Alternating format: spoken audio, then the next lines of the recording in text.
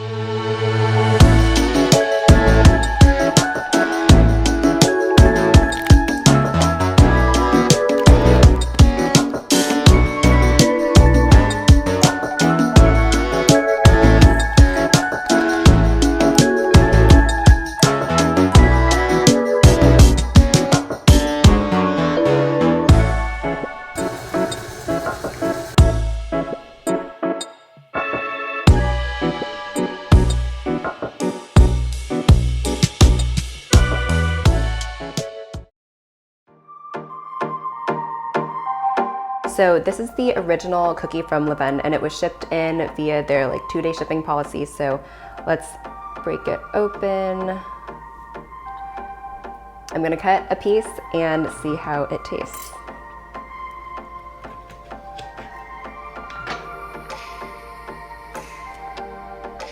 So these are definitely better when they're fresh from the bakery, but they're still pretty good when they're shipped. These are extremely dense. They're kind of a little bit on the drier side, but still fudgy in the middle. Of course, if you got them fresh from the bakery, they're gonna be super gooey in the center. They're pretty light in terms of chocolate flavor, not super chocolatey, and there's a lot of density with the peanut butter chips. So let's see which cookie is the most similar to this one. As far as I can tell, this is one of the original copycat recipes that has been replicated all over the internet. So it uses cake flour and cornstarch for a tender crumb, it uses cold butter to prevent spread, and a super high temperature at 410 degrees, also to prevent spread and to create crispy edges.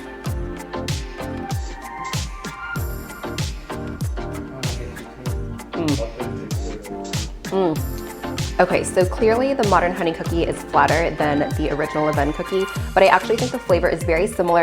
You have a nice gooiness in the center. The bottom is nice and crisp.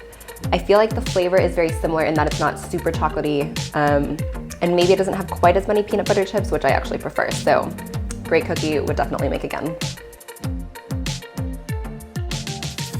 So this recipe is by your home-based mom, and this is very similar to modern honey, except that it uses bread flour, which is higher in protein, and uses no leaveners, so I was super curious to see how this would turn out. It also omits the vanilla, it adds vanilla, omits the cornstarch, and calls for an overnight rest, and it almost doubles the bake time at a much lower temperature, so 350 instead of 410.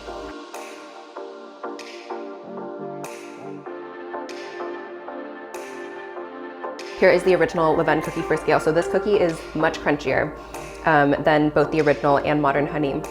It does have a nice gooey center. I feel like this one is a little bit sweet to me. I feel like I would add more salt to kind of balance out the sweetness of this one. Overall, I think texturally it's very different from the original Levain cookie, but I mean the flavor, chocolate and peanut butter is always gonna taste great, so still a solid cookie. This cookie is Domestic Rebel, and it's basically the same as modern honey, except it uses all white sugar instead of a mix of white and brown, so I was curious to see if we could tell a difference. It also uses double the amount of peanut butter chips. So here is a Domestic Rebel cookie, here is a modern honey cookie. You can see, I feel like Domestic Rebel spread out a little bit more, and they're just bigger cookies overall because there's so much more volume from the peanut butter chips. And then here is an original Levain cookie for comparison. As you can see, Domestic Rebel is quite a bit flatter like modern honey, but I'm sure the flavor will still be good.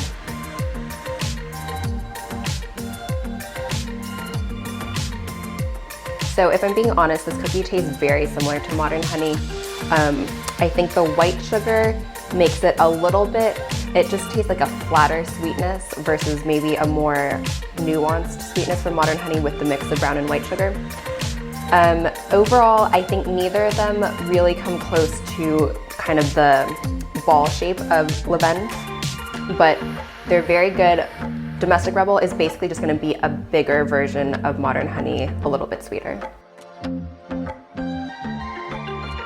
So this cookie is by Cake by Courtney, and it's also somewhat similar to Modern Honey, but it uses different ratios of butter, sugar, cocoa, and flour. It also uses an extra egg yolk, which is typically added to add moisture. So this cookie actually looks more similar to Levain in terms of the shape, but obviously it's fresh, so it's gonna look a little more appealing than the Levain cookie that was shipped over.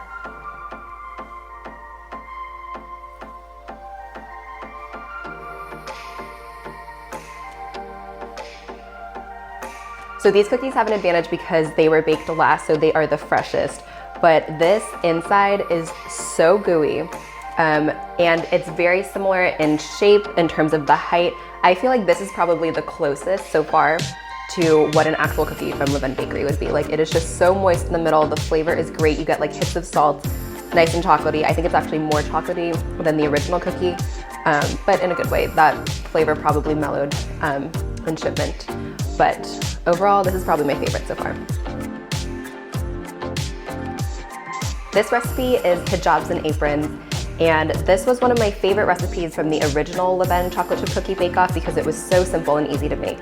This one uses all-purpose flour, a higher ratio of eggs than other recipes, more salt than other recipes, and it also was the only one to use natural cocoa powder.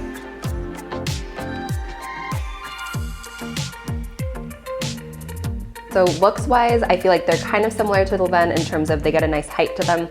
Taste-wise, you can see that there's a color difference. I think that Levain Bakery probably uses Dutch processed cocoa, whereas using Hershey's natural cocoa in this gives it a little bit of a lighter color.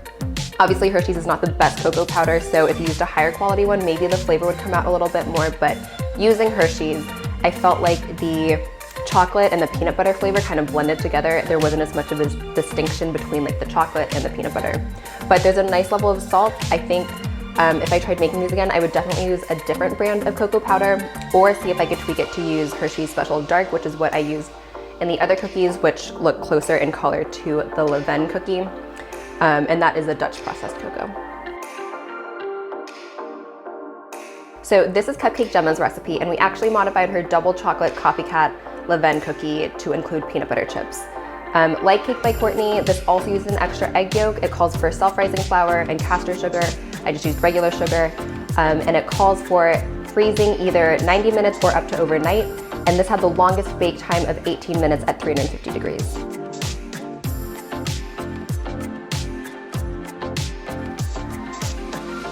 Cupcake Jemma's definitely looks the most similar to the original Levain cookie.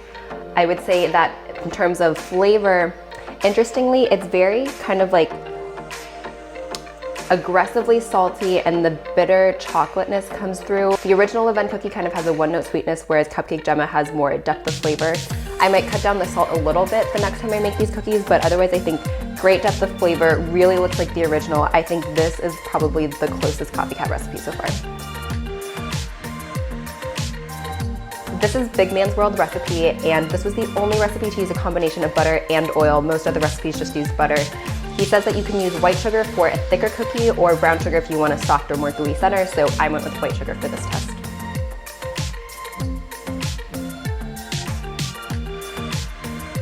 So to me, this is the cookie that tastes most like a regular kind of just chocolate cookie. It doesn't have the volume or density of a Levain cookie. Taste-wise, it tastes great. It's like a very rich and chocolatey, moist-centered chocolate cookie, but not quite what we're going for in terms of a Levain copycat. So this recipe is by Bountiful Kitchen, and I loved reading about her process of developing these cookies because it is so detailed.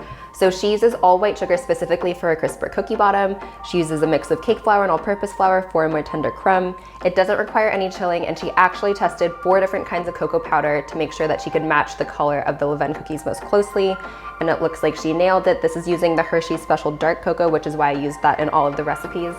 That called for a Dutch processed cocoa. And lastly, she specifies that you must use the full amount of chips for a voluminous cookie because it's just not going to be as tall and thick if you try to cut down on the chips, which I've tried to do that in the past. you just end up with a flatter cookie. So that goes for all of the recipes that are the Levain style.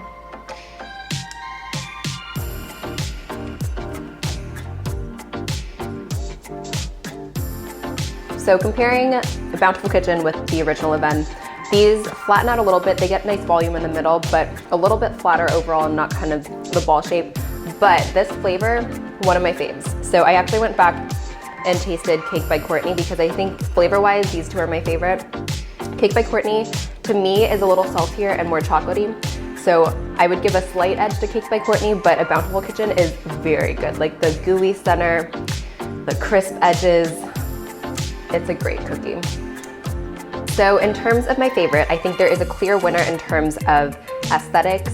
Cupcake Jemma is very similar to the original Levain cookie. However, in terms of flavor, it would be a very close tie for me between a Bountiful Kitchen and Cake by Courtney. I think both of these get very close to the Levain aesthetic of like a very thick cookie with like a gooey center, crispy edge.